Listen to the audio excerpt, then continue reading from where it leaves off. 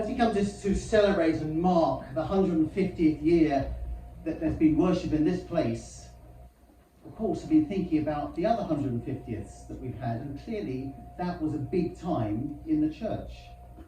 This week I had to speak about my experience at the Lambeth Conference, and it was roughly 150 years ago that the first Lambeth Conference was called or thought about. So it's a lot of things were happening round about 150 years ago.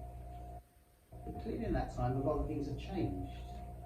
The Stanley Bible may have been read those years ago, and we can read it today, but our language and our thinking has changed.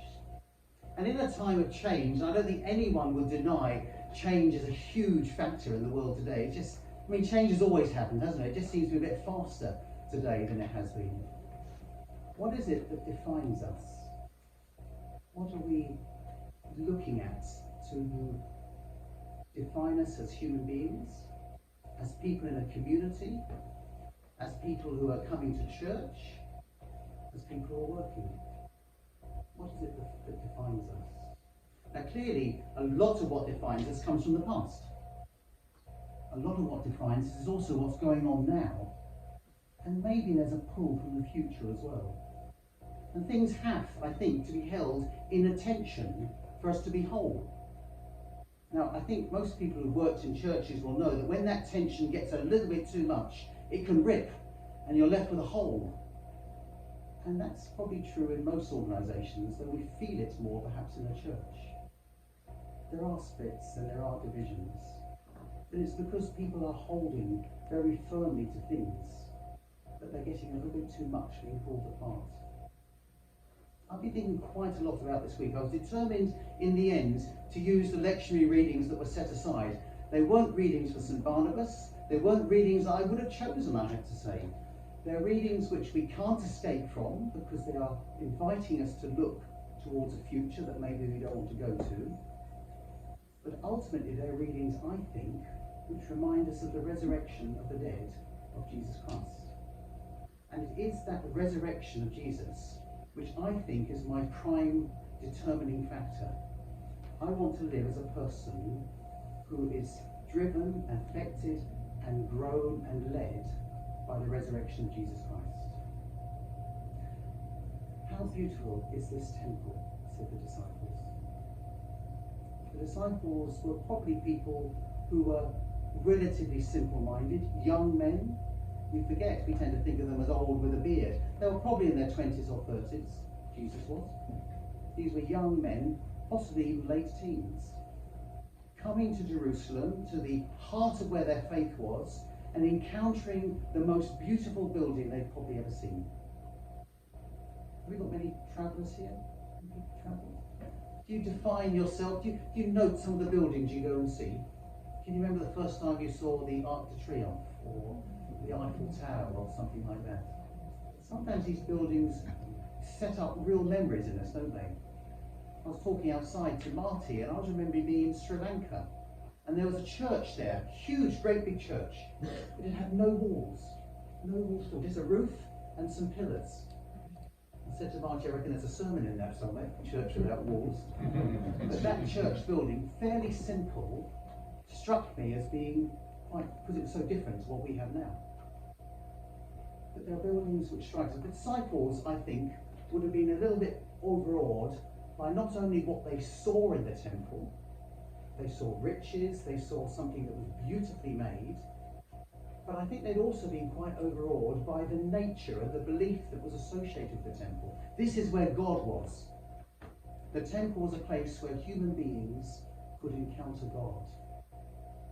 It's not really got something to compare with in modern day society. And Jesus is saying, not, yes, you're right, isn't this beautiful? He's saying this is going to be torn down. And that's quite salutary for them, and I think it's quite salutary to us as well.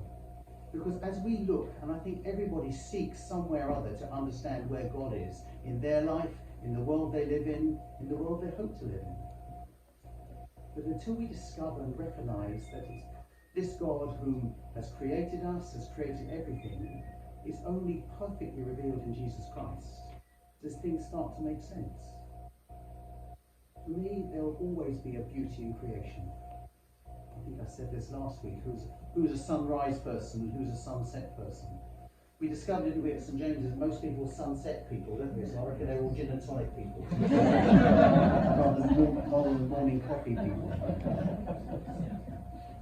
But also how there's the beauty and the encounter of God in creation in the flowers. Isn't this garden beautiful as you walk down here? And we're going to be planting a tree. What sort of weed? The royal weed. There are going to be people who are going to be planting a tree here. And planting a tree is a great sign of hope and expectation for the future. There won't be many of us that will be able to, if this was a harvesting tree, able to harvest that tree for timber. But we're planting it in hope and expectation that it will provide beauty for many years. I was a GP on Maroon for a number of years, and there was a very elderly lady who had a many-year battle with her neighbours about trees. She was in her 90s, and in the end a court case happened and the trees were all cut down, and she arranged for new ones to be planted the next week. She was a woman that had faith, that was planting and looking to the future.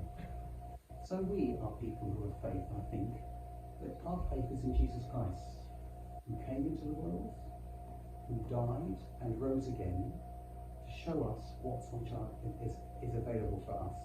This is not a funeral sermon, this is a sermon about hope. It's a sermon about living today as people who are inspired and empowered by God. And it's a chance for us to celebrate and delight in the foundations that have brought us to this place. To live out as we are and have a confidence and a certainty for the future. The early disciples who saw that first temple almost to a person suffered death by martyrdom, and if it wasn't martyrdom, then they were certainly imprisoned for their faith.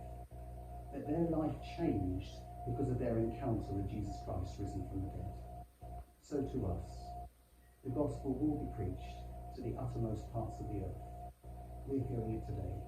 Not just hearing it, we're speaking it and believing it. I'll put these words in the name of God, who is Father, Son, and Holy Spirit. Amen.